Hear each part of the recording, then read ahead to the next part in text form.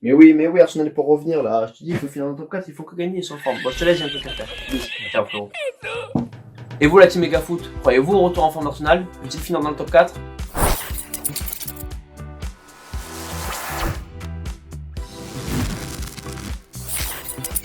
Alex, et aujourd'hui on va s'intéresser et analyser le retour en forme d'Arsenal. Car avant les fêtes, les joueurs de Mikel Arteta étaient en bien mauvaise posture en championnat. Mais depuis le 26 décembre dernier et la victoire 3-1 face à Chelsea, les joueurs d'Arteta enchaînent les succès. Les coéquipiers d'Alexandre Lacazette sont tout simplement à 4 victoires en 4 rencontres, toutes compétitions confondues, ce qui nous amène forcément à nous poser de nouvelles questions. Peuvent-ils revenir dans le top 4? Comment expliquer ce retour en forme et est-ce que cette forme va durer? Et pour comprendre ce retour en forme des Gunners, il faut revenir dans le passé. Car comme expliqué dans l'introduction, Arsenal était vraiment dans une mauvaise passe avant les fêtes. Avec une série catastrophique de 7 matchs sans victoire en championnat dont 5 défaites, les Gunners pointaient à la 15e place du classement, très loin des attentes et des ambitions et des objectifs fixés par le club en début de saison. Et cette situation a vu peu à peu Mikel Arteta être poussé sur la sellette. Mais depuis le rebond face à Chelsea et la victoire 3-1, Arsenal semble avoir retrouvé des couleurs. Et si l'on prend en compte la victoire face à Chelsea, Arsenal est désormais à 5 matchs sans défaite, compétition confondue dans 4 victoires. Un allant retrouvé grâce aux éclaircies dans le jeu, mais aussi grâce aux modifications tactiques opérées par le tacticien espagnol. Pour donner une nouvelle dynamique à son groupe, Arteta a décidé de miser sur les jeunes en leur laissant les clés du camion. Et c'est ce que nous allons voir dans la prochaine partie. Lorsqu'on parle des jeunes pépites des Gunners, forcément on pense à l'incontournable Bukayo Saka.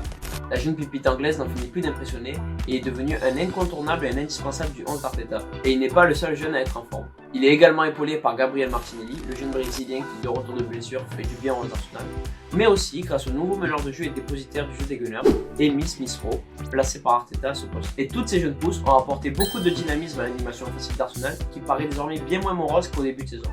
Si l'on regarde les stats d'Arsenal juste avant le match face à Chelsea, on se rend compte que les Gunners n'avaient marqué que 12 buts en 14 rencontres, ce qui faisait d'eux la 4e plus mauvaise attaque de première.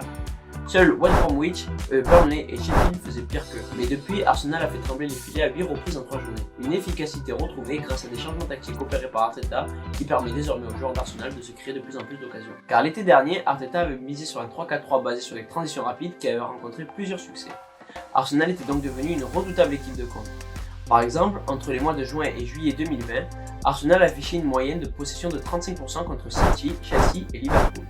Grâce à cette volonté de laisser le ballon pour mieux exploiter l'espace et la profondeur, Arsenal a pu soulever sa 14e FA Cup contre Chelsea l'année dernière. Mais avec l'arrivée de joueurs comme Thomas Partey, Mikel Arteta a voulu développer un jeu plus protagoniste et plus dominateur, surtout face aux équipes jouant en bloc bas. Pendant plusieurs semaines, il a alterné entre le 3-4-3 et le 4-3-3, mais sans vraiment trouver de formule magique. Mais depuis le 26 décembre et la victoire face à Chelsea, Arteta a misé sur un 4-2-3-1 en plaçant au cœur de son jeu en tant que numéro 10 le jeune Emile Smith-Rowe qui, grâce à ses qualités de déplacement et sa qualité technique, permet à tous ses coéquipiers de briller. Cet enchaînement de succès n'est pas dû seulement à une efficacité retrouvée en attaque, elle est aussi due à une défense qui répond présent. Souvent critiquée pour ses largesses défensives, Arsenal est pourtant l'une des défenses les plus infranchissables du royaume. Avec 19 buts encaissés, elle est la 4e meilleure défense du championnat. Et sur les 4 derniers matchs, elle n'a encaissé qu'un seul petit but et c'était contre Chelsea. D'ailleurs, autre point qui symbolise la force et la solidité défensive d'Arsenal, ce sont le nombre de buts encaissés sur coup de pied arrêté. Si l'on compare la saison précédente d'Arsenal dans cet exercice, on voit que les chiffres sont totalement différents. Par exemple, Arsenal avait encaissé 46% de ses buts sur coup de pied arrêté la saison dernière, ce qui faisait l'équipe qui en a encaissé le plus dans ce domaine. Cette année, elle n'est qu'à 11%, une des équipes les plus faibles du championnat. La solidité défensive, notamment sur coup de pied arrêté, et l'efficacité offensive d'Arsenal leur permet d'être une équipe en forme. Mais qui dit équipe en forme, dit joueur en forme, et nous allons en parler tout de suite. Et lorsqu'on doit parler des joueurs en forme d'Arsenal, il va de soi que je vais parler de Bukayo Saka.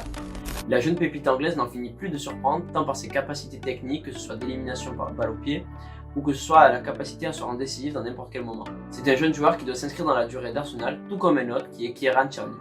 L'arrière gauche écossais de 23 ans est en pleine forme depuis son repositionnement à son poste de prédilection. Très solide défensivement, il apporte également énormément sur le plan offensif. En atteste son but et sa passe décisive contre West Bromwich.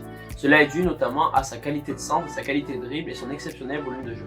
D'ailleurs, il a la pleine confiance de Mikel Arteta qui a de grands projets pour lui au sein du club. Depuis le moment où j'ai rejoint le club, j'ai vu un joueur avec un talent énorme et avec une attitude et un engagement parfait.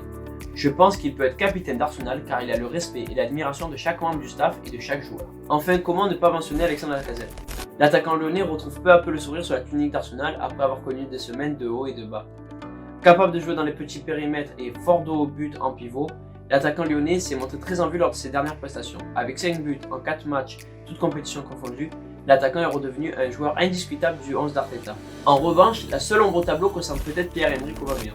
Le Gabonais a connu vraiment une première partie de saison difficile, mais s'il retrouve la confiance et l'efficacité qu'il a connues par le passé, il pourra peut-être permettre aux supporters nationaux de rêver à des ambitions bien plus proches des objectifs fixés par la direction. Ce qui nous amène au dernier point, les ambitions d'Arsenal sur cette fin de saison. À l'heure actuelle, Arsenal figure à la 11e place du classement, mais il profite d'un championnat très homogène pour ne pas être distancé.